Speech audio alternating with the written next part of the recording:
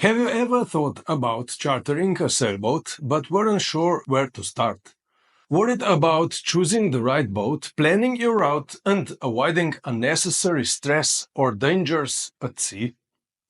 In this video, I'll walk you through some key steps, what to watch out for, how to make the preparations easier, and how to ensure your sailing experience is as relaxing as possible without unnecessary worries or conflicts. Let's get started. How to gather a crew. This could be your first stressful situation, but don't worry. Financially speaking, it's definitely cheaper with a larger crew, but you can also enjoy sailing with a smaller one. Check out my video Excellent November Sailing in Croatia, free and empty. There was just two of us. Link might appear somewhere here.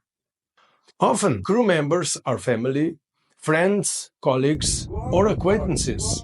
In my experience as a skipper, crews are usually quite familiar with each other and tend to be the same groups over time. From my experience as a hired skipper, it's often families, sometimes couples or group of friends looking for a relaxing sail. Sadly, I've noticed that the people show great interest until it's time to confirm and contribute financially. If this happens to you, drop a comment below. Before we continue, I'd like to ask you for 5 seconds of your time to click subscribe on my channel. It won't cost you anything, but for me this will be a huge help for creating more videos like this. You can also donate, but only if you'd really like to support the channel. Thank you. How to choose your sailing destination. When gathering your crew, you'll likely already have a destination in mind. The location also depends on the duration. 3 days, a week, or maybe 2. For a short trip, you'll probably pick a closer destination, but for longer ones, you might go further. Personally, I always choose between Croatia and Greece. Croatia has the advantage of being nearby, and Greece, well, because it's Greece. You might check out my video, Greece or Croatia, for more insights. How do you choose your sailing destination, crew, and make other decisions? Share your thoughts in the comments below and feel free to add any steps I might have missed in this video. Your feedback is always welcome. How to choose the right boat. There are several factors to consider. Budget. Bigger and newer boats are more expensive, but larger boats are more comfortable and more capable. Sailing plans. Will you spend more time sailing or more anchoring in bays? Sailing style. Do you plan to use engine more, or are you going to rely mostly on sails? Generally, bigger is better.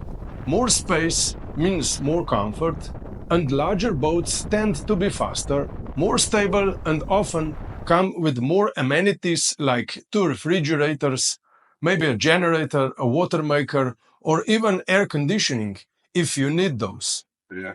Now you have opened the air condition. This is the generator. I'm personally always, without exception, in favor of something bigger, so I never take a sailboat for 6 if there are 6 of us in the crew. It depends how we are paired up. If we are, I always try to arrange it so that couples are together and individuals each have their own cabin as well. For example, for 3 people, we have a 3-cabin boat.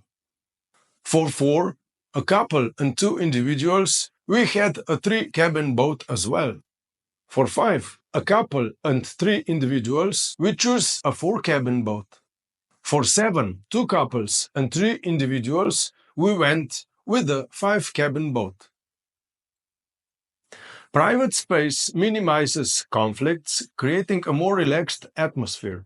Larger boats are faster and more comfortable, but require more work with the sails. Maneuvering in tight marinas can also be trickier, although boat thrusters help a lot.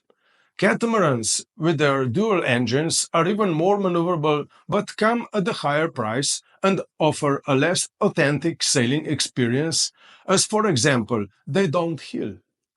Choosing a boat is always a compromise, but bigger is usually better. How to get to the destination and what to bring. Reaching the destination is no different from other types of travel. The further we fly, the closer we might travel by car. Arriving by car has the advantage of allowing us to bring more items. One of my guests even brought their own generator, as the boat didn't have one, along with their own coffee machine and even an ice maker, not to mention an impressive wine collection. People often bring water sports equipment like stand-up paddling boards, kites, etc., and most commonly, food and drinks from their home country. Even if you arrive by plane, you'll need to provision the boat with the food and beverages, which requires attention as a lack of it impacts the crew's morale. There are two options for this. Either hire a company that handles provisioning, often found in marinas, but this can be expensive, or of course, do it yourself. In this case, you might need at least a taxi or possibly rent a car for the first day if your marina does not have a decent market nearby, which is sadly quite common. Among the essentials to pack are appropriate clothing for the season and expected weather, as well as anything else you need. Don't forget your phone, charger, and perhaps a book to pass the time on longer passages. Route planning. Choosing the destination and planning the route are, of course, connected. At each destination, you'll likely identify several places you'd like to visit. Some crew members may want to participate in planning, while others will leave entirely up to you. It's important to consider everyone's preferences if possible, including towns, bays, beaches, natural attractions, and other points of interest. It is essential to create a realistic plan and avoid destinations that are too far apart, as this could result in longer passages, which some may find too lengthy. Weather forecasts are crucial. You will probably be able to finalize your exact route the day of the departure when the forecast is more reliable. Even then, you'll likely need to adjust it along the way, as weather can be unpredictable. It's also important to include some buffer time in your plan. For a 7-day charter, plan 5 days and at least 2 extra days. Without this, bad weather could prevent you from returning on time, especially if you are sailing in windier areas like the Aegean Sea. Above all, safety must always come first. If you're not 100% sure, choose a different route.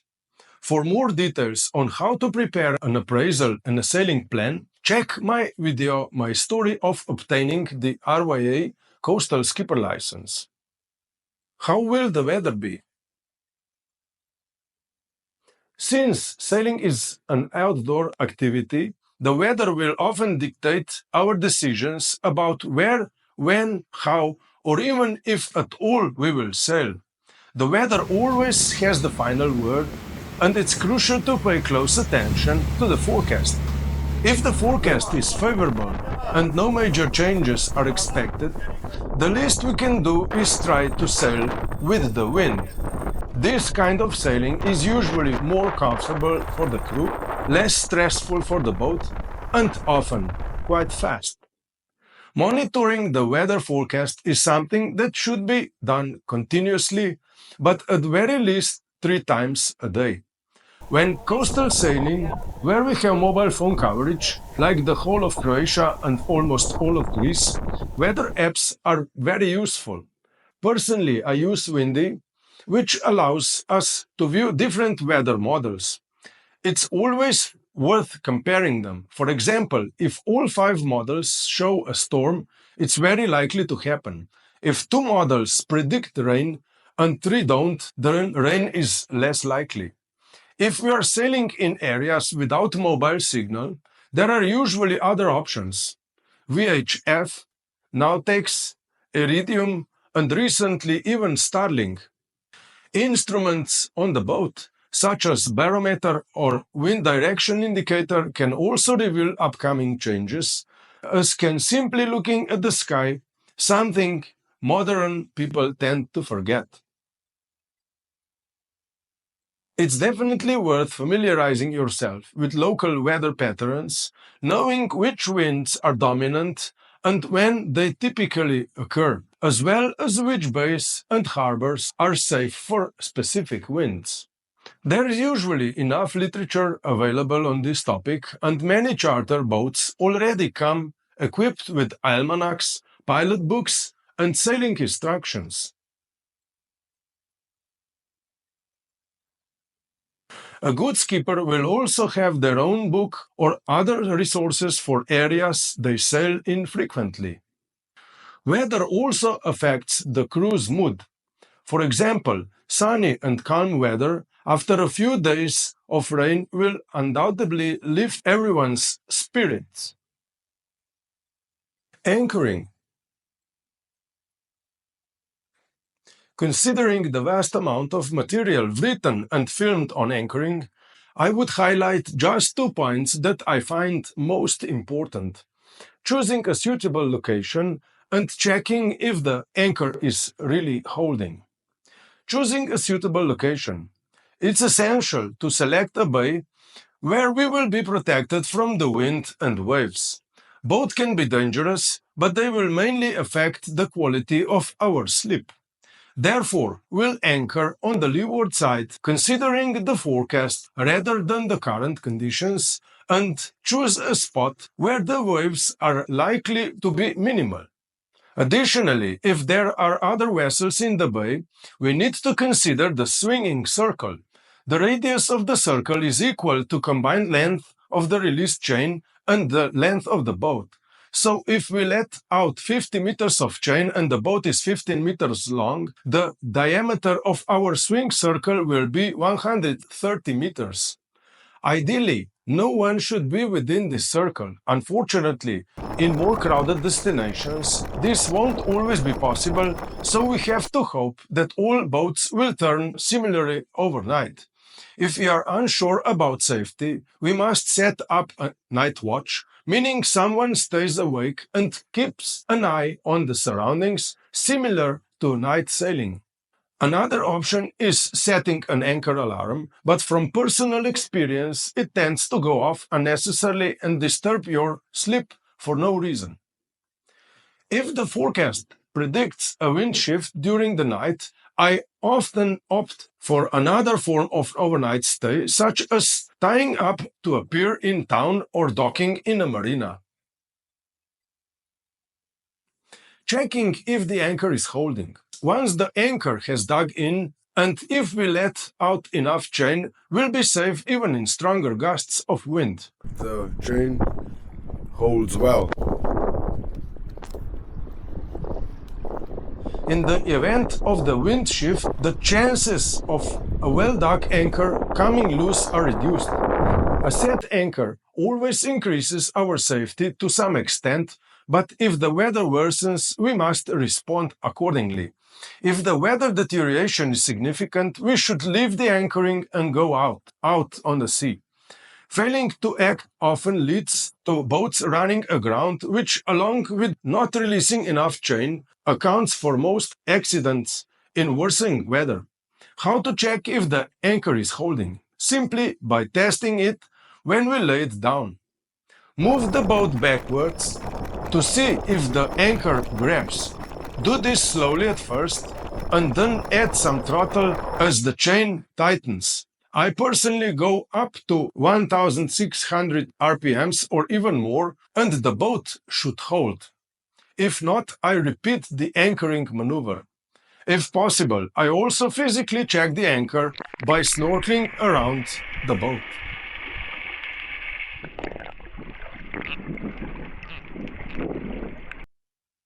Food and drinks.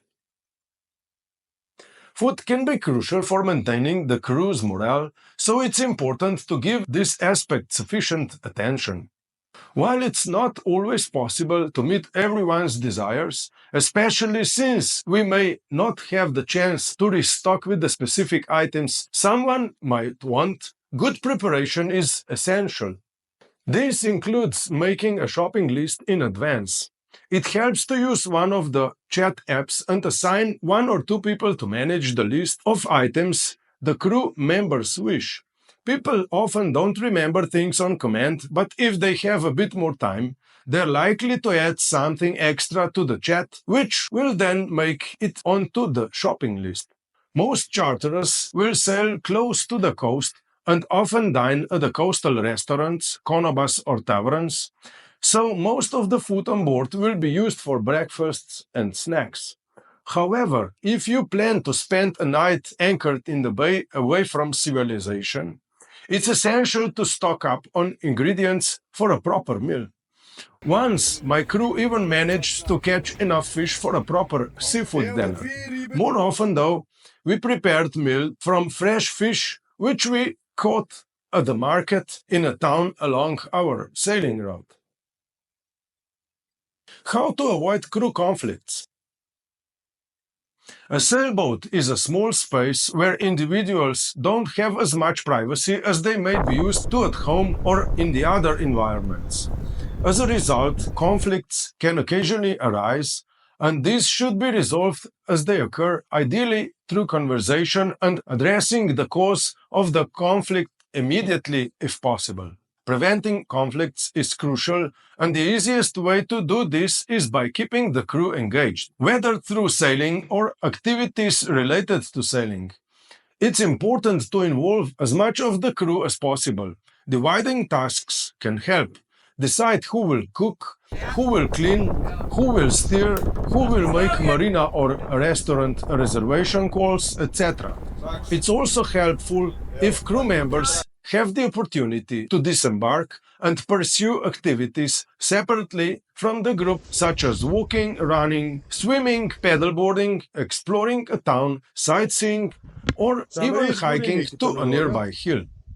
There are usually plenty of opportunities for this in coastal sailing, although it's harder during longer passages. In such cases, it's even more important to have responsibilities for the whole crew, establish a routine, and allow personal space, which, as I mentioned earlier, is related to the size of the boat. Conclusion.